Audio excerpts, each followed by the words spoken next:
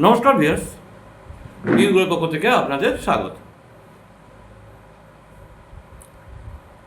Viewers, আজ শুভ শনিবার, একটু ঈশ্বর কথায় মনোনিবেশ করা হোক। আমি বিগত এপিসোডগুলোতে বলেছিলাম, দীক্ষা নিয়ে বলেছিলাম, দীক্ষা পাওয়া হলো। মনুষ্যরূপী গুরু তো কিছু নয়, আসলে তো ব্রহ্মই গুরু।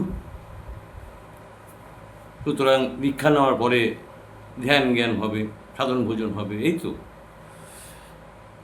এটা সব আমরা এইসব চলে এসেছি পেরিয়ে। আজকে যে বিষয়টা সেটা নিয়ে একটু বলতে চাই, সেটা আমার গুরুদেবের লিখনী থেকে আমি বলছি। উনি মনুষ্যরূপী গুরুকে কখনোই গুরু বলে মানছিলেন না। উনি আমাদের পথ প্রদর্শক। মনুষ্যরূপী যে গুরু, উনি আমাদের পথ প্রদর্শক বা সেতু বলতে পারেন। আমাদের ব্রহ্মই হচ্ছে গুরু। তো সেই বিষয়ে উনি কী বলছেন শুনবেন ভিউয়ার্স। যারা আমাদের মতে দীক্ষিত নন তারা শুনুন, কাজে লাগবে।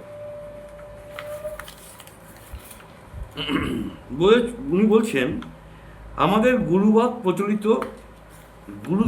গুরুবাদের সঙ্গে এক নয়।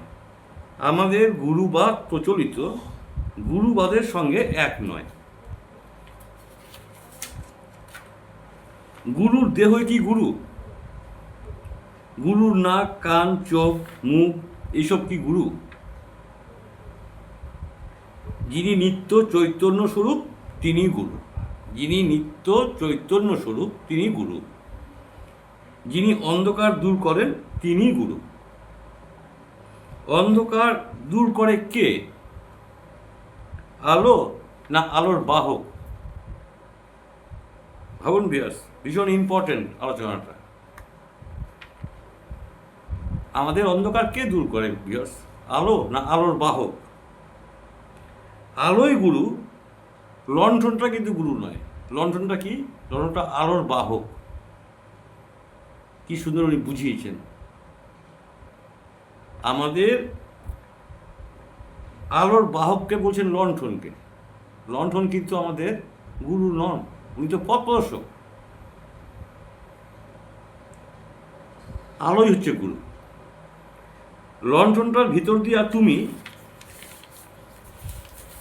আলোর প্রকাশ দেখতে পাচ্ছ, তাই লণ্ঠনটার অত আদর, অত যত্ন। কি ভিউয়ার্স, বুঝতে পারছেন তো? একদম পরিষ্কার। লণ্ঠনটার মাধ্যম দিয়ে আলো দেখতে পাচ্ছি জন্য আমরা লণ্ঠনটাকে আদর করছি। আলোহীন লণ্ঠনকে যত্ন করো কি? যে লণ্ঠনটা ধরুন আপনার আলো দেয়, এ পড়েই রয়েছে সানসেটে, ও তো বেরো করা হয় না, যত্ন করা হয় না। নিত্যানন্দময় পরব্রহ্মই শ্রীগুরু, তিনি ইষ্ট, তিনি মন্ত্র, তিনি বিশ্বরূপে প্রকাশিত, তিনি জ্ঞেয় রূপে অপ্রকাশিত। কি বললো ভিউয়ার্স? নিত্যানন্দময় পরব্রহ্মই শ্রীগুরু, অর্থাৎ পরব্রহ্মকে আমাদের গুরু বলে মানতে হবে।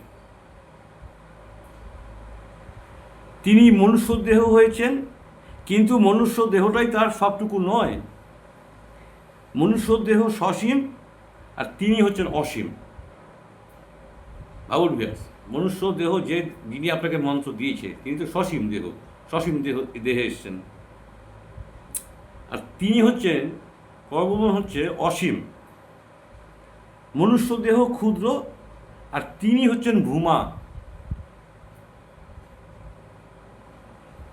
সসীম দেহে অসীমের স্পর্শ আছে, তাই এ দেহের মান। সসীম দেহে অসীমের স্পর্শ আছে, কারণ ভগবানের তো স্পর্শ আছে সে আমাদের প্রত্যেকটা মানুষের ভেতরে, যার জন্য তার কিন্তু এত সম্মান বা মান সম্মান জায়গাগুলো। এই ক্ষুদ্র দেহে ভূমার লীলা হচ্ছে। ভূমা কাকে বলেছে? অসীম যিনি, তাকে ভূমা বলেছে। তো ভূমার এখানে লীলা হচ্ছে, তাই এ দেহের গৌরব। কি বুঝলেন ভিউয়ার্স? ভূমার এখানে লীলা হচ্ছে, তাই এই দেহের এত গৌরব। মানব গুরু উপলক্ষ, পরম গুরু লক্ষ্য। মানব গুরু পন্থা প্রদর্শক, আর পরম গুরু পথ, লক্ষ্য ও প্রদর্শক সবই একাধারে। মানুষ গুরু আপনাকে পথ দেখিয়ে দিচ্ছে, কিন্তু পরম গুরু পথও দেখাচ্ছে, লক্ষ্য আপনার স্থির করে দিচ্ছে, এবং প্রদর্শক তিনি। এ কঠিন গুরুবাদ একদিনে বোধগম্য হবে না ভিউয়ার্স, এটা হবে না, আমাদের আরও আলোচনা করতে হবে। এই আমি 10 মিনিটে আর কত আলোচনা করবো, এটা আরও আলোচনা করতে হবে, মানে বছর পর বছর আলোচনা করতে হবে, একদিনে বোধগম্য হবে না।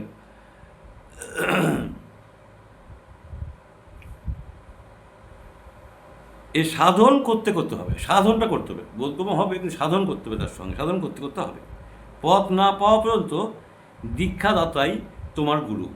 যিনি তো আপনাকে দীক্ষা দিয়েছে তিনি আপনার আপাতত গুরু। আপনি তো পথ এখনো পাননি, কোন পথে এগোবেন। সাধন পাওয়ার পরে নামই তোমার গুরু। যে মন্ত্রটা আপনি পেলেন বা যে সাধনটা আপনি মনোনিবেশ করছেন সেটাই আপনার পরম গুরু। পূর্ণ জ্ঞানাবস্থায় পরমাত্মা তোমার গুরু। তুমি যতটা বড়, তোমার গুরুও সেই অনুপাতেই বড়। আমিও বড়, আমার গুরুও বড়, ঠিকই তো। তুমি যখন সাধন জগতের দুগ্ধ পোষ্য শিশু, তখন মানব গুরু তোমার চরম। আপনি যখন একদম শিশু, তখন এই মানব গুরু কিন্তু চরম, উনি সব কিছু মেনে নিতে হচ্ছে। তুমি যখন নিজে পায়ে ভর দিতে পারছ, অর্থাৎ কিছু কিছু সাধন ভোজন যখন আপনার ভিতরে চলে আসবে পাচ্ছ, তখন নাম গুরু তোমার চরম। তখন ওই নামটা যে পেয়েছেন ওটাই চরম, যখন আপনি ভর দিয়ে হাঁটতে পারছেন, অর্থাৎ কিছু সাধন ভোজন আপনার ভেতরে এসে গেছে। তুমি যখন আত্মাকে চিনেছ, নিজের আত্মাকে তুমি যখন চিনেছ, তখন ব্রহ্মগুরু তোমার সর্বস্ব ধন। তুমি যখন আত্মাকে চিনেছ, তখন ব্রহ্মগুরু তোমার সর্বস্ব ধন। আমার গুরু ভাই বোন যারা দেখছেন, গুরু গ্রন্থ 41 পৃষ্ঠায় থেকে আমি নিলাম, এটা আজকে আলোচনা করলাম। যারা আমার গুরু ভাই বোন নন, আপনারা এই যেগুলো মানুন ভিউয়ার্স, আপনাদের কাছে অনুরোধ, করজোড়ে নিবেদন, এগুলো মানতে হবে। এই হচ্ছে আমাদের দীক্ষা, বা এই হচ্ছে আমাদের গুরু পরম্পরা, বা যাই বলুন, এই আমাদের গুরু অখণ্ড আদর্শ বা অখণ্ড স্বরূপানন্দ, মানে অখণ্ড আদর্শর পরেই স্বরূপানন্দ।